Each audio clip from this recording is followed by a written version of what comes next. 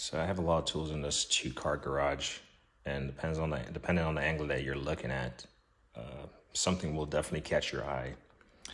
But nonetheless, what stands in the center is what's before you. It's a single post lift from Ideal, 6,000 pound capacity. Zoom in right there. 6,000 pound capacity is what we're seeing.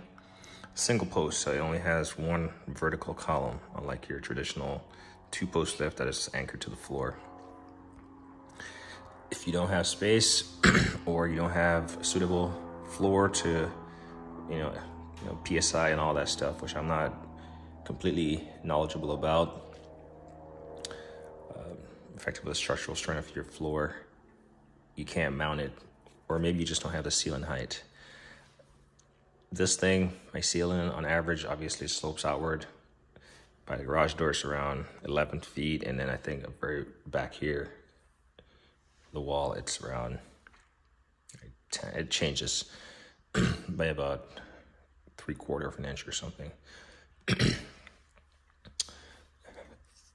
least I know it changes. It's higher down there than it is right here. So in the center right there is the happy medium. But anyway, I don't remember what the height of this thing is, but it lifts about 5 feet to 6 feet or somewhere around there. Again, not too versed on the spec. This is readily available online. I've had this for a year and 4 months. I actually just went and looked at a receipt. I bought it from Lowe's. Came on a skid, order online. It came on a skid. They used a forklift to put it on a U-Haul trailer for me. And then if you looked at any of my old videos where I had the OTC floor cranes, that's what I used to offload it. Basically cut the bands and basically go for it, trying to offload it.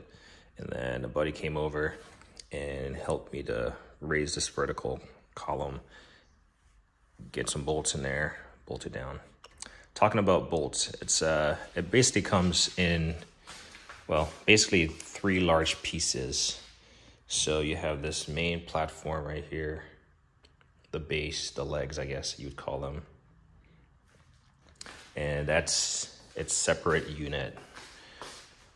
Then you have what I would call the center carriage piece with these 2 arms right here and these 2 arms. And it comes separate, and you just bolt it onto this slide-in mechanism that goes up and down. I guess would be carriage maybe. And then you have your vertical column. The pump comes in a box, all that stuff. You need hydraulic oil to put in there. And this is filled up. And then, if I remember correctly, this pallet jack lifting mechanism also comes in a separate piece. To wheel this around, it basically has some wheels right here, some metal. You can't see them, but they pretty much have wheels right here on either side. Steel rollers. And then you have this pallet jack right here, or pallet jack arm. You just crank the handle, crank up, and you can see it's lifting. And I'm just gonna, with ease, I can move it one-handed.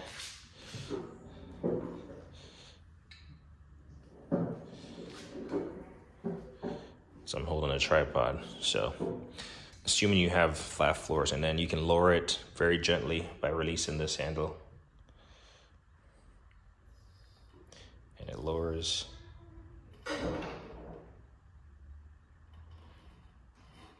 I have tile floors, so obviously I'm not gonna drop it.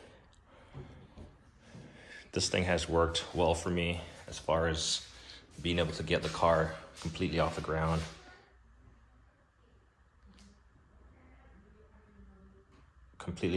And so I can perform full service on, the growing collection of cars I have. A couple specs that is readily available right there. Mine was manufactured in 2022, and I bought it in October of 2022. So it looks like it was March 18, 22. 20 amp is important, and then single phase.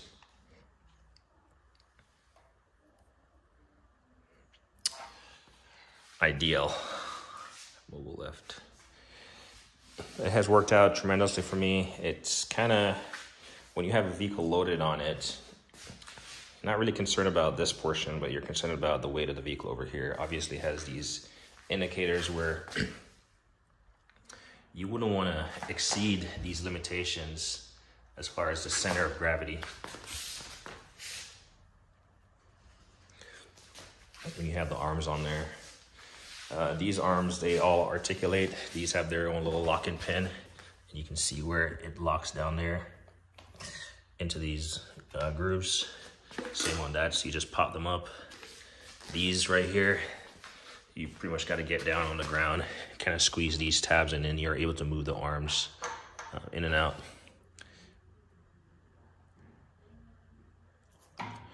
The hardest part about assembling this thing was these plastic tabs that covers the bolt hole. So you gotta put this plate on, install these pins in here, lock them in with these locking screws. But this pin, or this little cover plate here, there's a bolt in there, and I couldn't get it in to save my life, like just do little plastic stuff. But put it in my drawers for a couple months, and then eventually, you know, it's one of those things, frustration sets in, and you kind of don't get stuff done, and then you just go back at some later date and it gets done. So that was the hardest part about assembling this thing, aside from needing a second person to lift us up. I was gonna say, lifting it up, the car kind of doesn't sit flat, it kind of tips. You know, the weight is not really supported over here, so it kind of slopes, can make it seem uneasy, I will say. So I've been under there with the car not supported, and I felt fine, but it still makes me uneasy, I'm not gonna lie. So to solve that issue, I went out and got these Esco jack stands. They're right here. I got 4 of them, and they're screw type jacks, so they just screw down in there and they reach to the perfect height. In fact, I might put a shim under one of them just to, you know, maximize the capacity. And then these saddles will, the lifting arm on the ID lift sits on these, and this is just there for additional safety. It's not holding up the car. It's just, because it's screw type, I can screw it all the way up to make till it makes contact with the thing, so the thing will never shift. Talking about that, as you're raising this thing, it actually has, in fact, let's go plug it in and we'll talk about it. And while we're talking about plugging in, this is the only modification I've done to this thing, is to add a cord. And that's because at 20 amps, I only have 2 plugs in here. There's one right behind that grinder, and then there's one right here. It kept flickering the lights, tripping the breaker, and then I would have to run it to the half bath, which is just inside of that door, inside of the house. And so I found out that this is a 20 amp plug. And so the cord that's provided on the ID lift is about 3 feet long. It's not very long at all. And you end up having to use an extension cord. Well, I don't like the idea of an extension cord. So I went to Home Depot, I picked up this, I would say it's a rigid extension cord, and I cut the end off it, and it's pretty easy to go in here and wire it to the specifications. Basically remove the wiring they have in there and rewire it. And so I did, to include fix this thing so it's not sliding out. I think I went with 25 feet or 50. I want to say it says 25. It looks more like 50. Just because I never know where I'll want to use this in the future. And so I just, you know, have this excess right here. I realized the shorter the cord is better. Like, I could have gone with a 10-foot cord and it would have done me well. But I just wanted the extra, just do it once and be done. I realized this might create extra strain on the motor, but for how much I run this thing, it's negligible. So we're talking about locking mechanism and the lifting arm. Well, to lift it, just press this button right here. And I'm gonna press it, you're gonna hear it, and these lights aren't gonna flicker. And you heard that, right? That's the first locking mechanism. It has a locking mechanism down there, and it catches on these like slots as it goes up, and that's where it's just catching on. So we'll lift it a couple more. Actually, we'll just run it all the way up. Did I trip the breaker? You know what?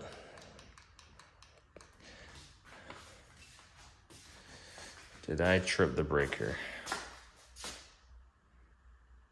It's supposed to be rated for 20 amps. It actually has a 20 amp out there. So I wonder if the breaker is like no good. So this happened to me before, and that plug of the breaker is on the opposite side. So I'm gonna have to get the key and do that stuff. Well, it's locked, so it's high enough at this point. And since we went above one lock, all we do is press this lever in, and it should sit on that lock. There you go. So right now it's completely on that lock. To raise it up, I'd have to go back. Clearly I tripped the breaker.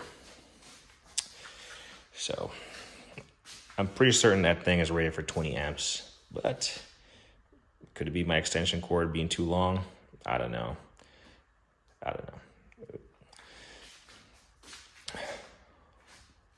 So right now, you can see the slop in the chain. And this thing kind of wobbles, which is it's kind of interesting that it does this. That it's just not like centered in this thing.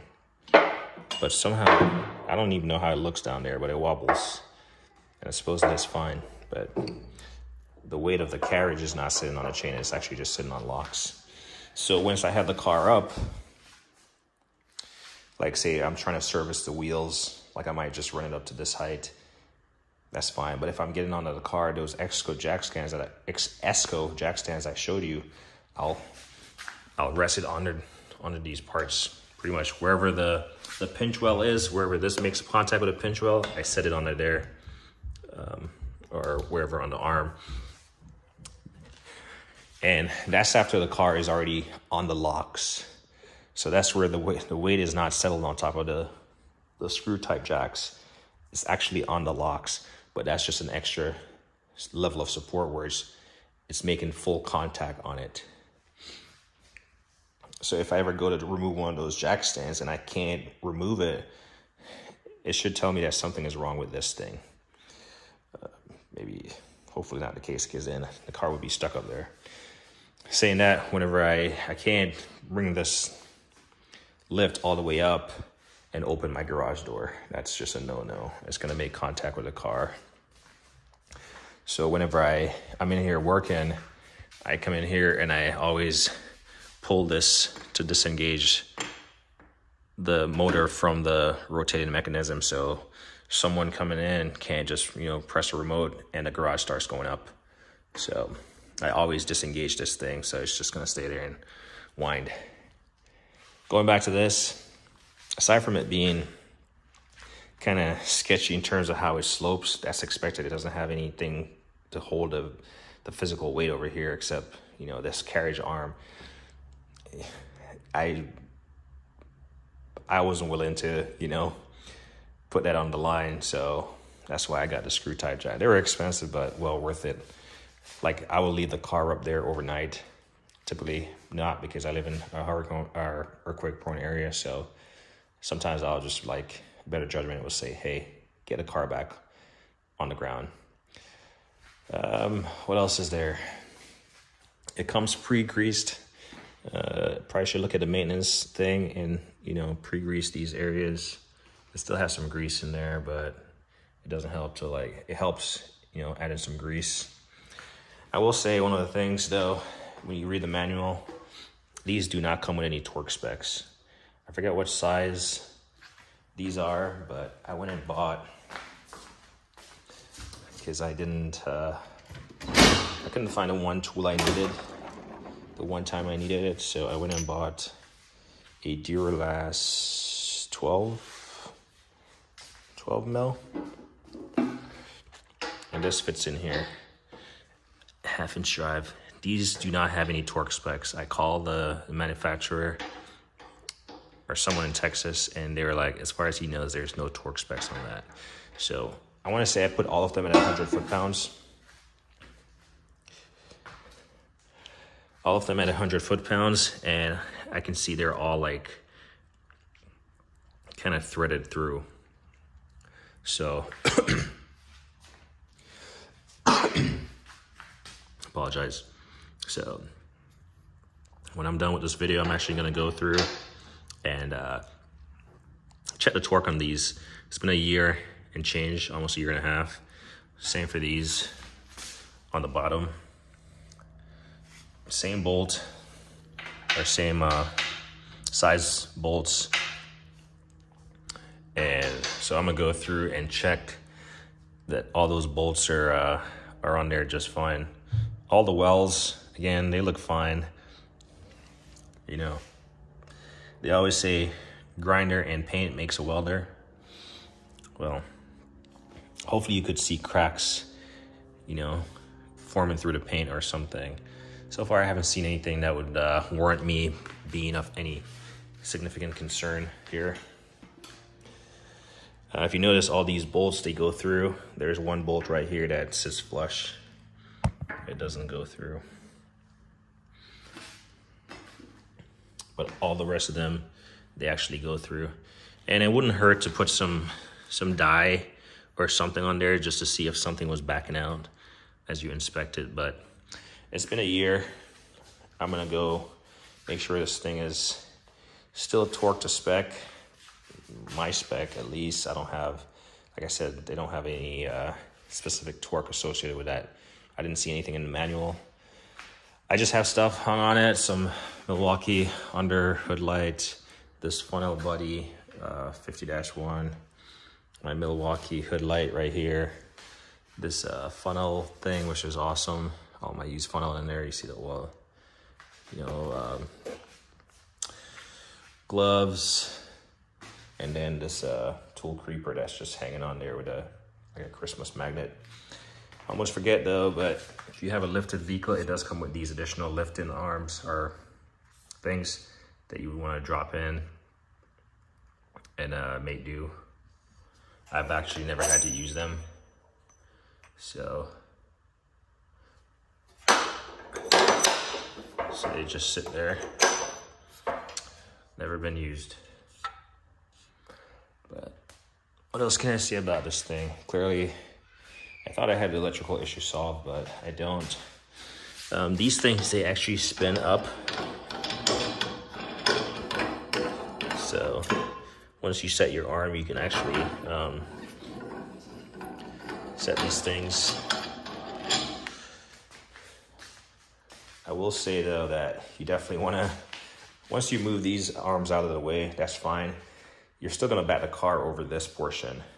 So one of those, if you're driving on this thing, which you probably should, if you drive over these ramps, I usually get as close as possible. About right here is where my wheel is sitting. You can see where the scuff marks are. And then I can extend these arms as necessary. My idea is I want most of the weight or the mass of the car to be on the inside to the column. The thing that I'll warn you with is make sure that you have these fully collapsed when you go to back your car out. If not, it's gonna catch on something under the underside of the car. So be your due diligence to get these things mounted down. And then if you have nice floors like I do, just make sure this is not sticking out, because it will definitely scrape your floor. So I always, put it up a little bit. But yeah, all in all, it's been good. I thought about, I forgot the name of the YouTuber, but he basically mounted one of these retractable hose reel or cord reel on the side of his. And I thought about doing it. Actually, that's what I thought about doing initially for this. Instead of rewiring it, I thought about drilling into it and mounting, because I had that extra one. I actually did that this morning. Putting that there, plugging this into that, and then I can just like use that. And I was like, I don't really feel like doing that. I mean, I don't think there's anything wrong with it. It has enough. You probably want to drill into the center right here, but actually, I imagine you want to drill on the backside, not in the center, because you can see where the thing slides all the way up. You wouldn't want to limit your capacity, so drill on the backside and go from there. I forgot where he has his mounted, but yeah, overall, it works. Cost-wise, initially when I first saw these at the previous place we lived at, it was around $3,500. And COVID, I didn't want to pick it up at the time because I knew I was going to move. And COVID happened. And so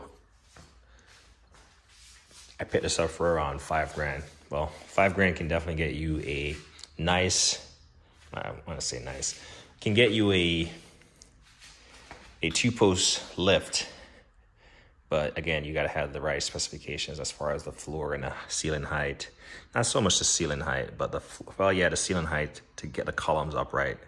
But the floor needs to be adequate. Now, this floor needs to be adequate also because this thing needs to be on a level surface. My floor is not completely level. Like, I don't have a level in here with me, but if I put a level on that column, it has a slight slope to it. So again, not the most ideal. I've never had an issue where I felt like the car was gonna like tip aft. It's definitely not that crazy, but you want to have a level surface. And those Esco jacks, they come in handy to get that stuff on there. Usually I have 2 of them pre-positioned over here, ready to go. And I have 2 pre-positioned over there, ready to go. And then I just slide them under there. That's why I have them fully extended, because that's usually the height that I use them in. So when the cars are on there, obviously it only goes so high with the ceiling, with the car, this is the roof of the car. And the heights of these, you can see the heights are kind of different. So I actually need to mark them, but at this point I kind of know where it works. Like these 2 tall ones right here will work on this side, and the 2 shorter ones back there will work on that side because like I said, it's already dipping. You know, it's already like dipping, you know, like that. So yeah, that's my review. I'm gonna go figure out this electrical shenanigan. Pretty sure the breaker on the backside is tripped. It does says 20 amps on the breaker. Maybe the breaker is like weak, loose, something. So maybe I'll try that. Maybe I'll change that breaker out and see. Maybe it's just weak. I'm not sure.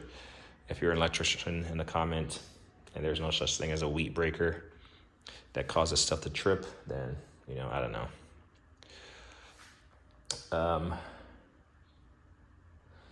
The last thing that I could do to test this thing is to turn on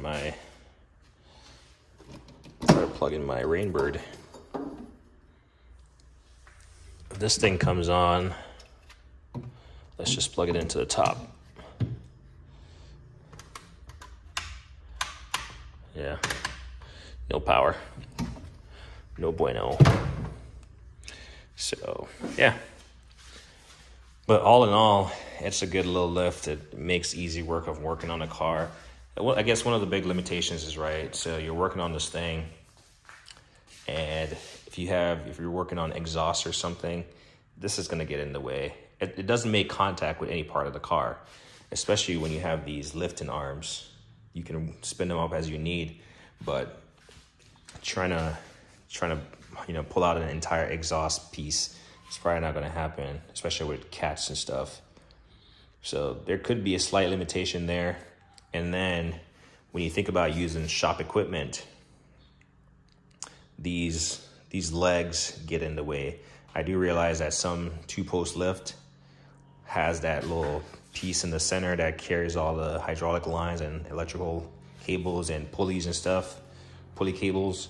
Well, I think you can definitely get lifts where that stuff is on the overhead portion and the floor space is clutter free. So those are two limitations, this centerpiece and then this obviously arm.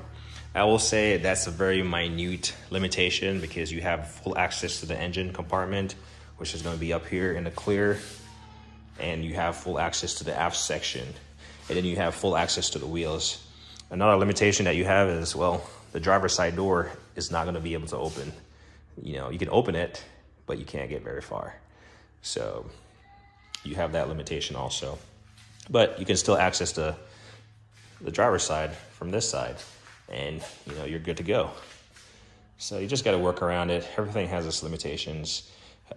I mean, even if the unit doesn't have limitations, I have limitations of, well, I can only pull so far. This thing has to be, at least for me now, I actually know where I need to be on the different tile marks. So this actual, I can tell this arm right here, the edge of this outer arm right here needs to be on the inside of this tile right here. So it needs to be on this line. So this edge needs to be over on this line. And that's the perfect setup for me as far as like, you know, having the ability to close the garage door and being able to work in front of the car by my toolbox. And depends on how close I get, I can still access this top drawer, but I can't access this bottom one or some nonsense. So that's where, you know, a jack and some jack stands would be faster than the setup on this. But once you have this stuff set up, it actually goes pretty fast. I've tried everything. Sorry. So I've tried, it's not even that I've tried. I do have everything at my disposal. I mean, I started with jacks, and I have jack stands. I mean, I have the smaller version to these Esco jack stands, the smaller ones. I have Harbor Freight ones. I have, not Harbor Freight, Craftsman ones, and I have Omega 22-ton jack stands. So I got jack stands. I have a second jack that's not here.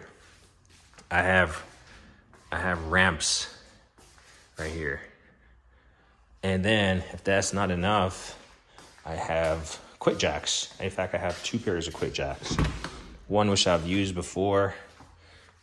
You can see this is a BL 5000 SLX, and this is a or 7000. There you go, 7000 TL. And something that you don't see. Oh yeah, it's right here.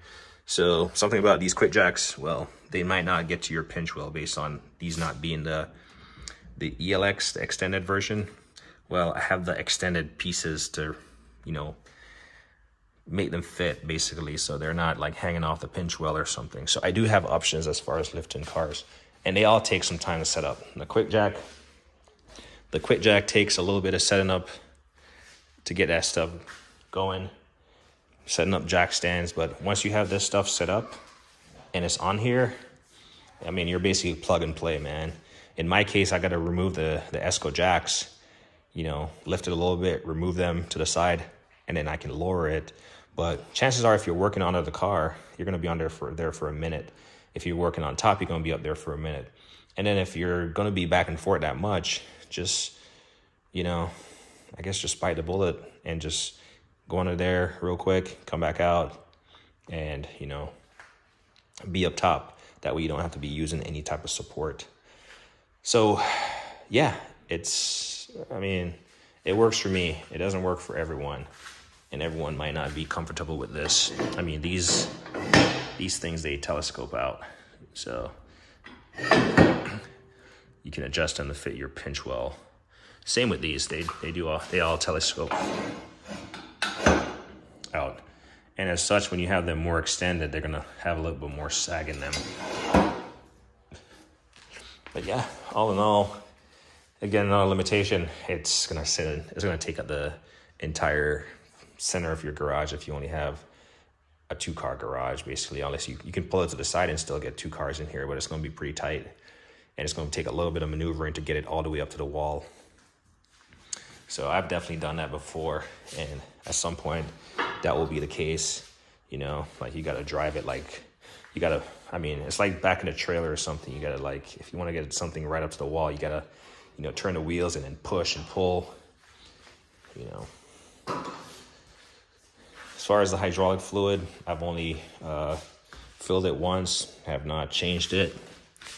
It looks like it's like a min and a max mark, so I'm gonna, well, I don't need to fill it up. It's at the min. But I do have additional hydraulic oil.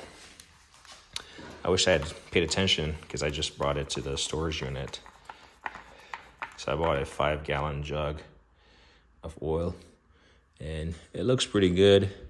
You can see, well, you can see some amount of like settling from, you know, the fluid running through the lines and then, you know, coming back to the reservoir. That stuff sits in there, and then, you know, all the contaminants then settle to the bottom. So you can see a little bit of stuff at the bottom. But all in all, I've never had an issue with this thing, minus the electrical portion, which is more so on the house and the unit. This thing is also heavy to mount, by the way, so do not fill it and then try to mount it. Try to mount it before you fill it, and that's just how it's mounted on there. So, but yeah, this is my, call it a year review of my ideal single post lift. The price is what has skyrocketed, but I mean, what has not skyrocketed since COVID has been about or came about. So I'm gonna go check those torque specs, use my torque wrench, and see if I'm pretty sure I had them at 100 foot-pounds. I just figure 100 foot-pounds. Because the problem is that you don't wanna use an impact or something and stretch these bolts. Then it's basically defeating the strength of them. It's basically not doing any good if it's stretched. So they were all the way through. There's like several, maybe there's 1, 2, what's that? 1, 2, 3, 4 threads on, you know, on that side. And this one was obviously meant to be flush, I think, just for the chain. But all in all, yeah, I wish I had a torque spec for them. And then as far as having a fancy tile floor, I mean, it hasn't damaged anything. I think I might have scuffed my floor here once, and I don't think it was from this. I think it was from when I was installing my Icon boxes. These, well, as you can see, they come off. Let's see if I can put the tripod down. Generally, I mean, I've never taken these off in the year I've had them, actually. But they just sit into some slots right there. There you go. So I've never taken these things off. And I've never had an issue driving over them. So, yeah. That's my 1 year review. Did I say that a few times already and then continue talking? All right. Anything else? Like I said, dimensions and stuff, you can go online and, you know, find those. I got mine from Lowe's. Prices hovering around $5,000 now, but for the price, you know, can't complain. And then thanks to that individual in Florida, he has like a BMW or something. He gave me some specs on it to size up my garage and see if it was adequate for it. And so I appreciate that. I don't have the specs, but if someone needs the specs, I'll break out a tape measure and like do what kind of measuring I need to. As me always say, like kind of hit the thing.